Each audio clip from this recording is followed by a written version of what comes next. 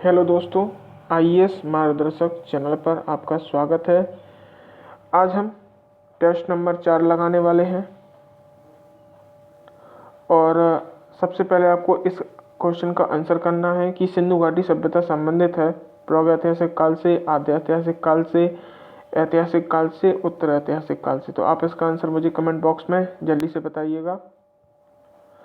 आज का पहला क्वेश्चन है, सिंधु घाटी सभ्यता को आर्यों से पूर्व रखे जाने का क्या कारण था? लिपि, नगर नियोजन, तांबा और मृदभांड। तो बताइए इसका क्या आंसर होगा। देखिए, सिंधु घाटी सभ्यता को आर्यों से पूर्व रखे जाने का प्रमुख कारण है मृदभांड। इसका आंसर है डी, मृदभांड। क्योंकि मृदभांड जो है मिट्टी के बर्तन होते हैं और इनका हम कार्बन डेटिंग निकालकर इनकी आयु का पता कर सकते हैं कि ये कब बने थे या कब इनका निर्माण किया गया था। तो इन मृदभांडों की एज के आधार पर ही हम किसी सभ्यता का कालक्रम तय करते हैं, ना कि लिपि, नगर नियोजन या तांबा के आधार पर।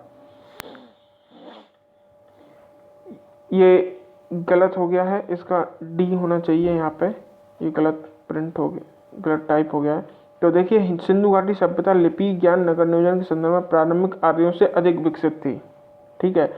लेकिन पुरातात्विक साक्ष्यों से अलग अलग कालों में पाए गए जो मृदभांड ही हैं सिंधु सभ्यता को आर्यों से पूर्व सिद्ध करते हैं।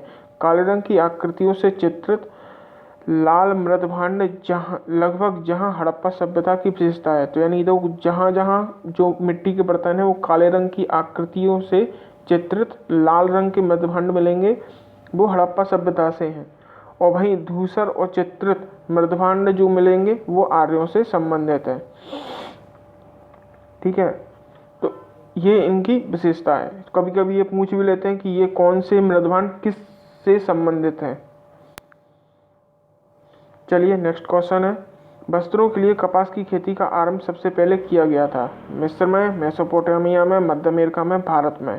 तो बताइए कि कपास की खेती का आरंभ सबसे पहले कहाँ किया गया था?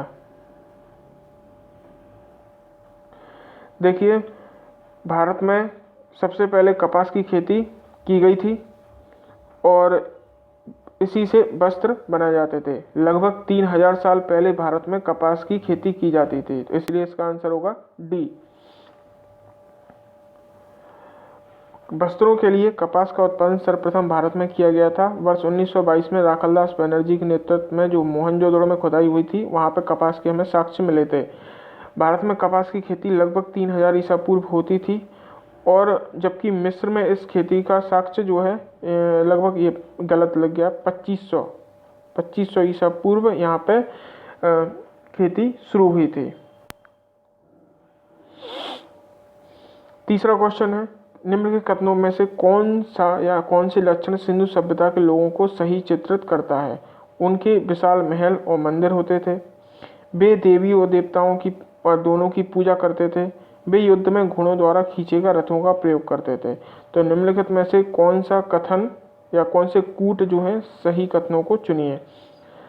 केवल 1 और 2 सही है, केवल 2 सही है, केवल 1 और 3 सही है, और उपरोक्त कथनों में से कोई भी सही नहीं है। तो बताइए कौन सा सही आंसर क्या होगा इसका।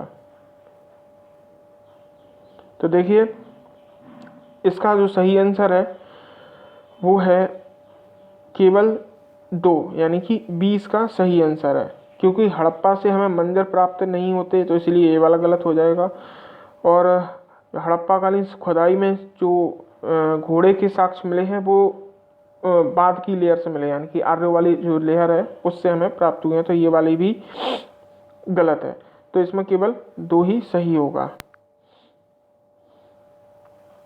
देखिए, किसी भी खुदाई में मंदिर और पूजा स्थल का साक्ष्य नहीं मिलता है। धार्मिक जीवन का स्रोत एकमात्र पाई गई मिट्टी पत्थर की मोहरें हैं, जहाँ से हमें पता चलता है यह मातृ देवी और पशुपति नीम आदि की पूजा करते थे। तो मातृ देवी जो लेडीज हो गई हैं, देवी हैं, और पशुपति हैं जेंट्स, यानी कि देवता हो गए।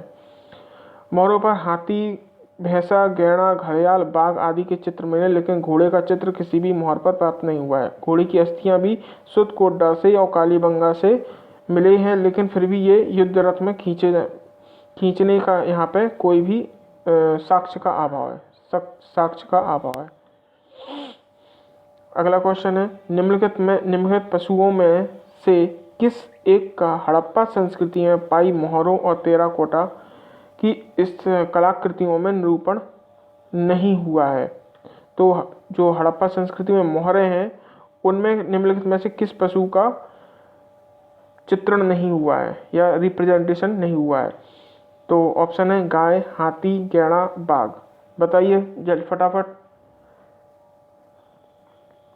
तो देखिए, गाय का चित्रण नहीं मिलता है, हाथी का मिलता है, गैड़ा का मिलता है और बाघ का मिलता है। ये पशुपति की मोहर पर ये हमें इनकी चित्रण या प्रेजेंटेशन दिखाई देता है। तो देखिए, हड़प्पा काल में गाय का चित्रण नहीं मिलता, जबकि हाथी, गैड़ा, बाघ, हिरण आदि का चित्रण मिलता है। इसका अर्थ यह नहीं है कि हड़प्पा काल में गाय नहीं थी। गायों का मोहरों पर न होना उसके कम महत्व को दर्शाता है। गायों को जो महत्व मिला है वो वैदिक काल से प्राप्त हुआ है।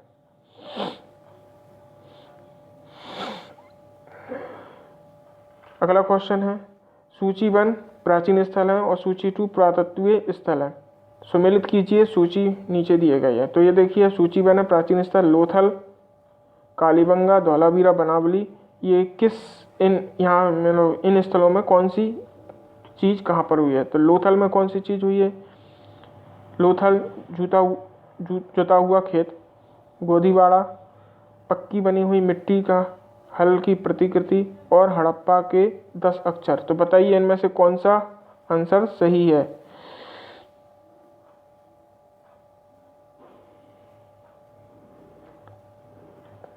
तो देखिए, इसमें लोथल से हमें गोदीवाड़ा मिला है, कालीबंगा से जुते हुए खेत मिले हैं, धौलावीरा से हमें हड़प्पा जो लिपि है उसके एक शिलालेख मिला था और बनावली से जो है पक्की ईंट से बना हुआ हल्की प्रतिकृति मिली है। अगला क्वेश्चन है, निम्नलिखित कथनों पर विचार कीजिए और सही उत्तर को चुनिए। मोहनजोदड़ो, हड़प्पा, रोपड़ और कालीबंगा सिंधु घाटी सभ्यता के प्रमुख स्थल हैं। हड़प्पा के लोगों ने सड़कों और नालियों के जाल के साथ नियोजित शहरों का विकास किया है। हड़प्पा के लोगों को धातुओं के उपयोग का पता नहीं था। तो बताइए इनमें से कौन कौन से कथन सही हैं? 1 और 2 सही हैं, 1 और 3 सही हैं, 2 और 3 सही हैं, 1, 2, 3 सही है। तो बताइए इसमें से कौन सा आंसर सही है? देखिए, इसका आंसर होगा ए सही होगा, क्योंकि हड़प्पा के लोगों को धातुओं के उपयोग का पता नहीं था। ये आंसर गलत हो जाता, ये कथन गलत होगा। बकाया ये 2 कथन जो है सही है। तो जहाँ 3 है उसको गलत कर दीजिए, 1, 2, 3। तो हमारा आंसर ए हो जाएगा, क्योंकि हड़प्पा का हमें पता है हड़प्पा के लोग कांसे और तांबे, सोना और चांदी इन 4 धातुओं का उपयोग करते थे। तो इस वजह से ये वाला इसका आंसर ए सही होगा।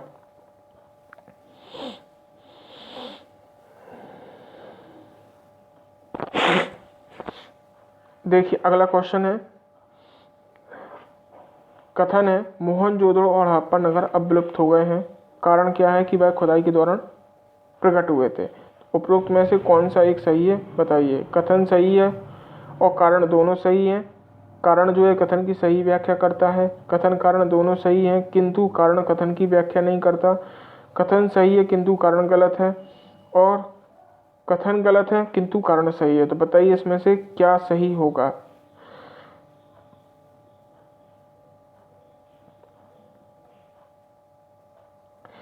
तो देखिए, इसका सही आंसर है बी, बॉम्बे। बॉम्बे क्यों होगा? मोहनजोदड़ो, हड़प्पा अब विलुप्त हो चुके हैं, बिल्कुल सही है। ये समाप्त हो गए हैं नगर, केवल खंडर बचे हुए हैं और ये खुदाई के दौरान प्राप्त हुए थे। लेकिन कारण ये नहीं कहता कि ये अब विलुप्त हो गए हैं, कारण ये नहीं बताता। बस कारण ये कहता है कि खुदाई के दौरान मिले हैं। पर ये कैसे कारण, मतलब ये होता है कि अब विलुप्त हो गए तो उसका कारण बताएगा। कारण का मतलब, तो ये कारण नहीं बताता, इसलिए इसकी ये व्याख्या नहीं करता। ठीक है, तो इसका सही आंसर है बी। देखिए, जो मोहनजोदड़ो और हड़प्पा है ये पाकिस्तान के सिंध प्रांत के लड़काना जिले में मोहनजोदड़ो और हड़प्पा मोंटगोमरी जो जिला है वहाँ पर स्थित है, पंजाब प्रांत के मोंटगोमरी जिले में। और इनकी जो खोज है मोहनजोदड़ो की राखलदास बनर्जी ने और हड़प्पा की दयाराम साहनी द्वारा 1922 में और 1921 में की गई थी। वर्तमान में यह मृतप्राय नगर है और इस कारण से ये कथन जो है कारण जो है कथन की व्याख्या नहीं करता। चलिए अगले क्वेश्चन पर चलते हैं। सिंधु घाटी सभ्यता के संदर्भ में निम्नलिखित कथनों पर विचार कीजिए। यह प्रमुखता से लौकिक सभ्यता थी और उसमें धार्मिक तत्व जो है उपस्थित था तथा वर्चस्वशाली नहीं था। दूसरा कथन है, उस काल में भारत में कपास से वस्त्र बनाए जाते थे। तो बताइए इसमें से कौन सा कथन सही है? केवल एक सही है, दो सही है, दोनों सही है, या दोनों में से दोनों, ना तो एक सही है और ना दो सही है। तो देखिए इसका जो सही आंसर है वो है सी। सिंधु घाटी सभ्यता एक लौकिक सभ्यता थी और उसमें धार्मिक तत्व भी थे पर वर्चस्वशाली नहीं थे। और जैसे कि हम पहले क्वेश्चन में देख चुके हैं, भारत में उस वक्त कपास से वस्त्र बनाए जाते थे। तो इसकी व्याख्या आप लोग पढ़ लीजिएगा। हमारा अगला क्वेश्चन है, हड़प्पा स्थल सनौली के उत्खनन से क्या प्राप्त हुआ है? तो मानव समाधान, पशुओं के समाधान, आवासीय भवन, रक्षा दीवार। तो बताइए इसका आंसर क्या होगा? तो देखिए इसका सही आंसर है मानव समाधान। ये जो सनौली जो स्थल है ये वर्तमान उत्तर प्रदेश के बागपत जिले में स्थित है और यहाँ पर वर्ष 2004 में खुदाई हुई थी और खुदाई के दौरान यहाँ से 125 मानव कंकाल मिले हैं या मानव समाधान मिले हैं जो उत्तर से दक्षिण के क्रम में व्यवस्थित हैं। और इनके जो समाधान हैं वहाँ से दैनिक उपयोग की वस्तुएं, गहने और जानवरों की हड्डियां भी प्राप्त हुई हैं।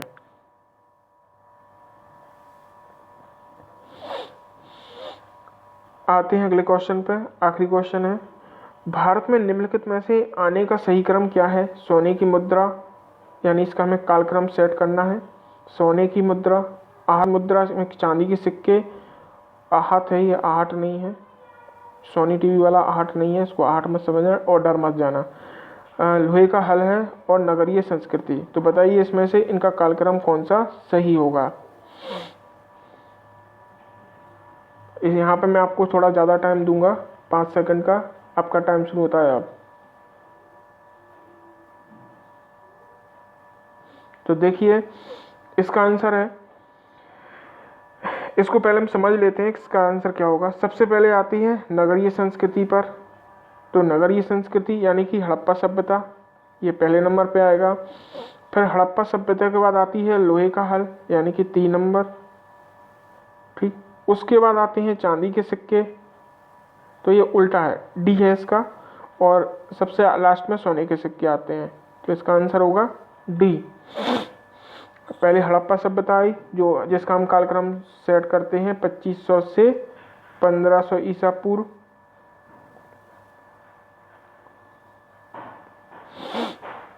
ठीक है, ये इसका कालक्रम है।